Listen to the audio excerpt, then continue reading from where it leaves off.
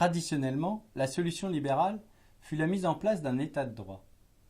L'histoire de l'état de droit conduit cependant une partie des économistes du public choice à privilégier la concurrence entre les organisations publiques et ou entre leurs droits.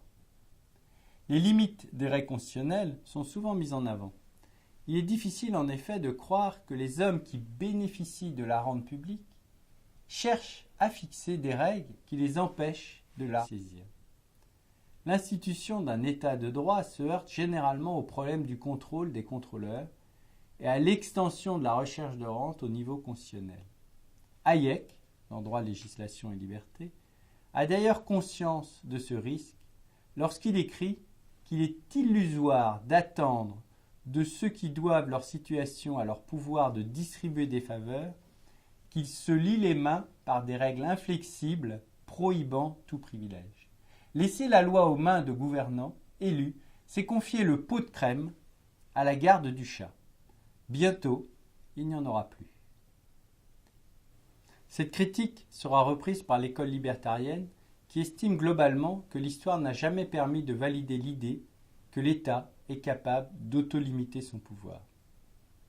Elle ajoute d'une part que la Constitution américaine, pourtant souvent prise comme exemple par Hayek notamment, n'est pas le résultat d'une logique de réduction du pouvoir discrétionnaire des hommes politiques, mais le résultat d'un processus classique de pression des groupes constituant la communauté politique américaine.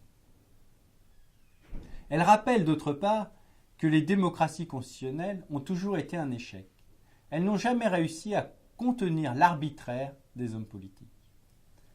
Depuis 1930, la Cour suprême des États-Unis protège moins les droits de propriété et les libertés économiques. Elle a même abandonné en grande partie le principe libéral de justice négative pour y substituer un principe interventionniste de justice positive. Ainsi, la pratique contredit la Constitution américaine et son système judiciaire qui est construit sur la protection des propriétaires contre les restrictions de leurs droits par les hommes politiques. Au lieu d'être un moyen d'annuler les lois qui violent les libertés individuelles, la Cour suprême est devenue un moyen de favoriser la discrimination des hommes devant la loi. L'état de droit, en protégeant les droits individuels par la règle, s'expose alors à l'exercice d'interprétation des hommes qui sont censés protéger la Constitution dans sa lettre et dans son esprit. Il est bien possible cependant qu'ils cherchent à profiter de leur statut pour laisser leurs traces et ou monnayer leur pouvoir. Il n'est pas non plus évident que la solution constitutionnelle ne soit pas le résultat d'un processus de recherche de rente. C'est cette thèse qu'ont soutenue Land et Posner en 1975, à propos notamment de l'indépendance des institutions judiciaires vis-à-vis du pouvoir politique. L'indépendance des juges ne servirait pas l'intérêt général. Elle ne protégerait pas les citoyens contre l'arbitraire des décisions politiques.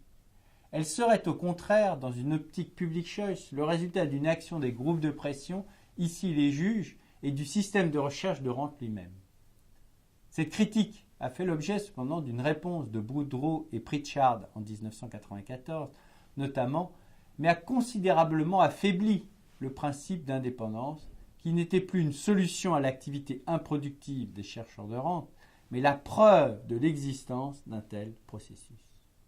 Cela explique pourquoi l'économie politique constitutionnelle n'en soit pas restée aux solutions purement constitutionnelles. Elle a étendu ses investigations aux conditions de défection, aux règles de vote, au niveau de décentralisation. Elle est revenue au principe d'unanimité. Le consentement à l'unanimité est possible sous le voile d'ignorance, autrement dit, dans les situations où les individus ne connaissent pas leur position sociale.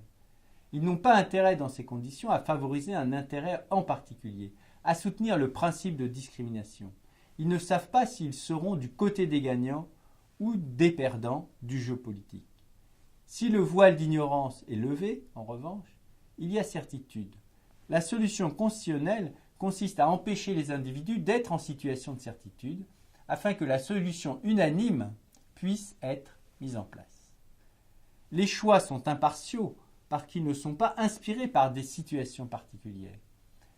La notion de voile d'ignorance n'étant pas très opérationnelle, les économistes du programme de recherche de l'économie politique constitutionnelle ont alors estimé que la défection, l'exit, la sortie, était un moyen d'assurer la concurrence entre les institutions et de placer l'ensemble des participants dans l'incertitude.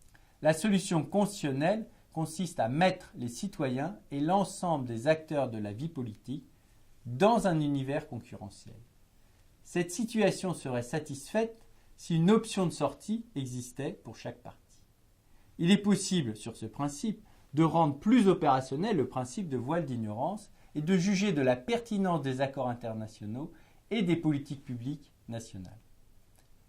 Il est possible aussi de comprendre l'importance que l'économie politique constitutionnelle accorde à la décentralisation des niveaux de pouvoir.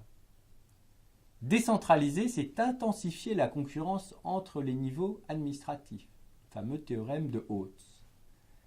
Déterritorialiser les choix constitutionnels, c'est aussi intensifier la concurrence entre les systèmes et informer les gouvernements des préférences constitutionnelles des citoyens. La décentralisation au sens de Oates est appelée fédéralisme budgétaire. La mise en concurrence des gouvernements sans vote par les pieds, sortie, renvoie au fédéralisme fonctionnel, functional, overlapping and competing jurisdiction.